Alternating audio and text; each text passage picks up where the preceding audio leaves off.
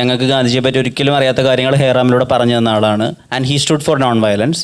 പക്ഷേ വിക്രമായാലും thug life ആയാലും അതിൻ്റെ സ്റ്റോറിയുടെ ബിഗിനിങ് അല്ലെങ്കിൽ അതിൻ്റെ ഒരു പ്രധാനപ്പെട്ട ക്രക്സ് എന്ന് പറയുന്നത് മണി സാർക്ക് കിട്ടുന്നത് കമൽഹാസൻ സാറിലാണ്. വിക്രമിലെ ക്രക്സ് ലോകേഷിന് കിട്ടുന്നതും കമൽഹാസൻ സാർ വഴിയാണ്.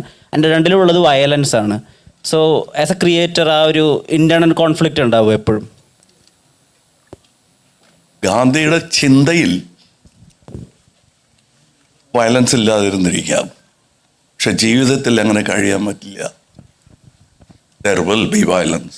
How you confront it, with what kind of valor? Gandhiji's valor is the highest valor because the height of valor is ahimsa, and he has shown it.